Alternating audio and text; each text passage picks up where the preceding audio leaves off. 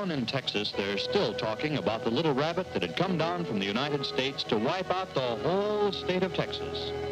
Obviously, the rabbit must have been Crusader Rabbit, or who else would have thought of such a wonderful idea? Now, Crusader Rabbit had big ideals, as you can see. And when he wasn't out on a crusade, he was reading about other bold and fearless men. Sir Galahad rescued the fair maiden from the wicked dragon, and they lived happily ever after. He was probably the smallest rabbit you ever did see, and unfortunately, he wasn't endowed with any of the unusual abilities that feature most crusaders. Oh, yeah? Well, could he stop a train in full flight with a touch of his hand?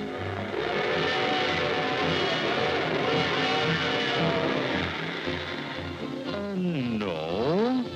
Could he fly through the air with the greatest of ease? No. Did he have X-ray vision? No. As a matter of fact, he was rather nearsighted. Is it XGRSTUV? The only thing Crusader could do when faced with a crisis was to run. Not a very helpful trait for a Crusader, perhaps, but you'll have to admit he developed it to the highest degree. Well, all this didn't stop Crusader from having big ideals. He saw himself as sort of a knight in shining armor, and he was always trying to help out other people, other causes, like the time he tried to make every day Christmas by nominating Santa Claus for president. Well, to get on with the story, one day Crusader Rabbit was listening to the radio when he heard... And a good evening, Mr. and Mrs. North America. Let's go to press. Flash. I just received word that the Texans are chasing all of the jackrabbits out of Texas. Jumping grasshoppers, you should have seen Crusader Rabbit. He was off with a flash, heading for Texas to battle the Texans and protect his cousins, all named Jack.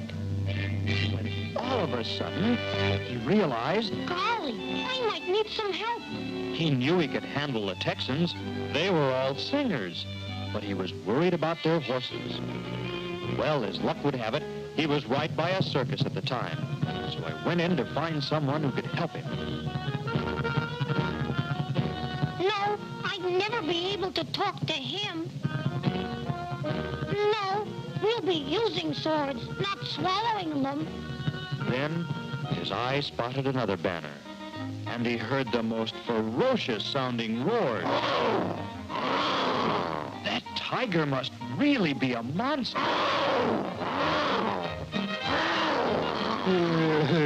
This has been a transcribed program.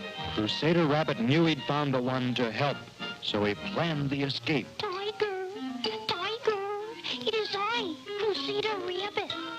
The Texans are chasing my cousins, the jackrabbits, out of Texas. Here they are. And you got to help me, Tiger. Will you come with me to battle the Texans? Yeah, I'll do it. And so, having persuaded the tiger to join his forces, Crusader Rabbit and his newly found friend were off to Texas to battle the Texans.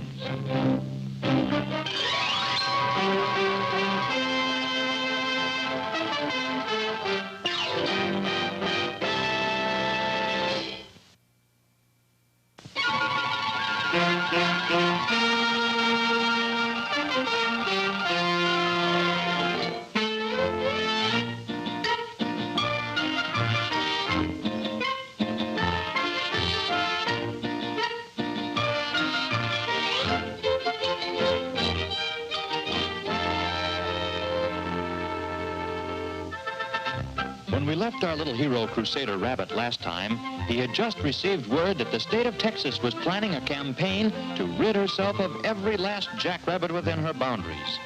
Well, you can imagine how that set with our boy Crusader. He was hopping mad and fit to be tied. Why, jeepers, every one of those prairie bunnies was a beloved relative of his. Nothing closer than a 32nd cousin twice removed, perhaps, but Crusader and his loyal companion Rags the Tiger considered themselves brothers to anyone in distress. Believe me, those Texas jackrabbits were in distress right up to their necks. This could mean but one thing to our two idealists: war. As you can see, our lads were well prepared, for they had learned long ago that the pen is mightier than the sword. However, an army needs more than mere weapons to wage a war. Organization is the important thing. And so, our story opens today on Crusader Rabbit. What's that? Beg your pardon, sir. General Crusader Rabbit, hard at work organizing his approaching campaign. And here is Private Tiger doing some organizing of his own. 1, 2, 3, 4. 1, 2, 3, 4. 1, 2, 3, 4. 1, 2, 3, 3.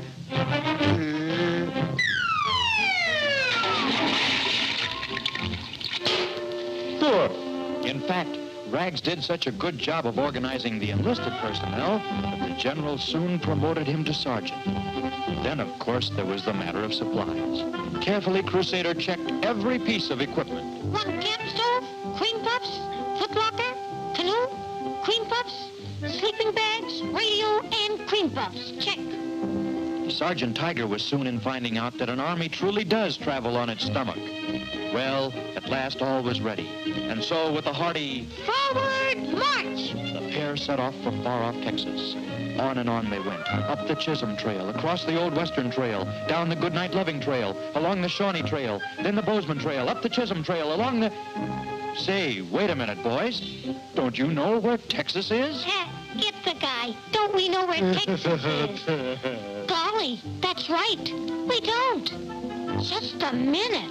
I'll look it up. Yeah, wait a minute.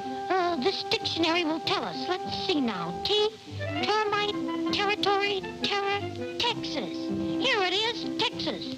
It's right in between terror and Thanksgiving. Yeah, Thanksgiving? Oh, boy, I love Thanksgiving. Turkey and stuffing. And so the two hardy knights happily continued their crusade, up the Chisholm Trail, across the Old Western Trail, down the Goodnight Loving Trail, along the Shawnee Trail, then the Bozeman Trail, up the Chisholm Trail, and all along the way, enthusiastic crowds would cheer them on. At last, they came to the Great White Plains, the final barrier between them and Texas.